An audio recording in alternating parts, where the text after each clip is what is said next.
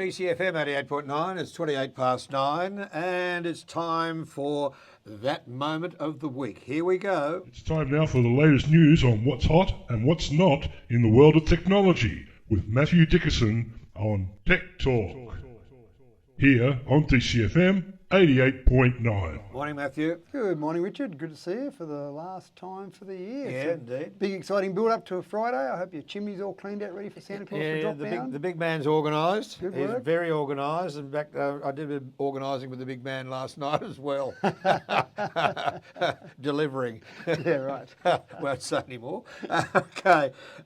Look, lots of tech talk today, but what I've hooked this a couple of times. Your special for the end of the year. Here we go. Google Trends and the most Googled terms of 2020. And I did say that the most Googled terms didn't start with a C. In other words, coronavirus. So what was the most Googled term by Australians this year? I'm incredibly disappointed, Richard. I'm disappointed on behalf of all Australians. The number one Google term for the year was US election. Yeah, I can't believe it. When you sent this through yesterday, I said, what? And Surely we've got more important things to Google about. And the US election wasn't the entire year. I mean, there's probably a bit of discussion through the year, but obviously it happened in November. So it was really something towards the end of the year. But number one, US election. I mean, you mentioned coronavirus. Obviously, that was number two on the list there. And fires near me. So that was interesting. So obviously we haven't had fires throughout most of the year. There was so much activity at the beginning of the year when the bushfires were raging that people were worried about fires near me. They were Googling that term, obviously. And so that still made the top 10 or the top 5 because it was obviously so Googled at the beginning of the year. So that was interesting. Coronavirus Victoria was next. And then number 5. Now, the next one. Oh, you can do it. Toilet paper. What? And I'm not sure. I mean, you don't get information from Google about exactly what the sentence was they were Googling, but toilet paper, does that mean like how to use it or how to buy it or where to buy it from or how to make it maybe? Who knows? So toilet paper was number 5 on the list. Incredible. New South Wales fires, number 6, again, obviously from the beginning of the year. Now, this next one gives me a pretty clear indication of what a lot of Aussies have in terms of their share portfolio. Yeah. Qantas share price was number 7 on the list. And obviously that says to me that when the pandemic hit, obviously the travel industry was hit very hard. And so lots of people, obviously, they weren't necessarily worried about Qantas per se, but they obviously had shares in Qantas and wanted to know what the share price was doing. Well, I tell you what, I've never bought airline shares in my life because they're so volatile, won't touch them. Yeah. Okay, number 8. Air quality in Melbourne, so there was obviously an outbreak there during the year there. Beirut explosion, so that was a big issue, but for all the international things that happened, the fact that the Beirut explosion was in that top 10 was fascinating, and then number 10 was New South Wales coronavirus. So coronavirus obviously was featured a few times there. Toilet paper was obviously driven by that, but interesting to see what people Google throughout the year. Yeah, indeed. Are the top 10 Australian public figures that were Googled? Well, some of these I had to Google myself. Yes, I was going to say, a couple of them I have no idea about. But so anyway. number 1, Danny Laidley, who's an AFL coach. Yes. And so there's lots of AFL coaches and people in Melbourne and Victoria, AFL crazy.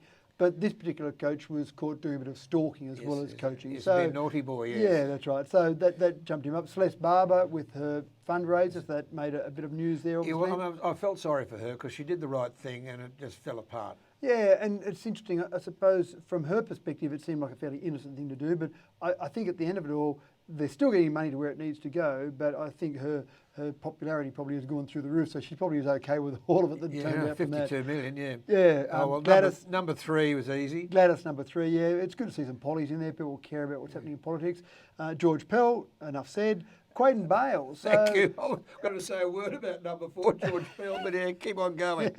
So Quaden, so he was the young kid who was bullied and made a bit of news there. Little 9-year-old boy, lovely little kid, yeah. Yeah, and there's some conjecture about whether or not everything that we saw at face value was what actually was at face value. So I think that probably boosted some of the Googling on him because they wanted to find out more background information. So I'll give no opinion on that. I'm just here to say that he was number 5.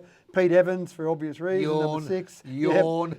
Nicola Gobbo. So she was the one involved in some of the stuff in Victoria. The solicitor who was involved in blabbed to the police and looked after the family at the same time. Interesting, that's one, right. One, yeah. So Pete Dutton. So I was fascinated that of all the pollies in the federal sphere, Pete Dutton was up there as the only one in the top 10. So, yeah, interesting there. Richard, I'm not sure how to pronounce his last name. Pusey. Pusey. So he was the idiot that was on the bridge in Melbourne that caused an accident there and unfortunately some loss of life. And Ben Cousins. I thought we'd had enough of Ben Cousins. I mean, he was the biggest name in AFL for some time. And when he was playing, he was absolutely brilliant. One of the best drug men then apparently in the AFL for a while after that. And his life just seems to go from bad to worse. But we're still fascinated. Well, again, I think it's probably more driven by Victorians than it is by people in New South Wales. So interesting top 10 there for Australian public figures. All right, we're going to continue with top 10 and we're going to go to your how-to area. And the how-to top 10 were number 1, how to... Well, if you had have asked me a year ago what the top 10 would have been, I would have got most of these wrong, I think. How to make hand sanitizer was number 1. I'm a bit worried about someone sitting at home cooking up their own hand sanitizer. So anyway, that was number 1. How to make a face mask. Yeah, I get that one. Number 3, and I have talked about this before, Richard, our use of technology has jumped forward, I think, by about 3 years during the pandemic because people have had to be able to use technology. How to use Zoom was number 3, Googled how-to term throughout the year. And you can imagine why lots of people said, hey, we'll do a Zoom meeting. Sure, we'll do that. Then they quickly go and Google, how do I do a Zoom meeting? Hey. That's you, is it? I had no idea. I could do it now, but I had to Google Zoom to how to do it. And then I had to be showed anyway. And even Zoom themselves have said that they never designed Zoom to be used in the frequency it's been used, but they're quite happy with it. How to be tested for coronavirus makes sense. How to make bread. Lots of people sat at home, pulled the old bread maker out, went and bought a bread maker. Number 6 then was how to make self-raising flour. I assume linked to that bread one. Number 7, how to apply for Centrelink. A bit scary. Number 8, how to buy shares. So some people said, well, the share market's down now. Let's go and buy some shares. So that kind of made a bit of sense. Number 9, how to apply for JobKeeper. And then last one, how to make whipped coffee. So sitting at home, nothing to do, I'll go and make some whipped coffee. Apparently, bread and whipped coffee go together, apparently. And there we go. And the last one, can I? This is classic.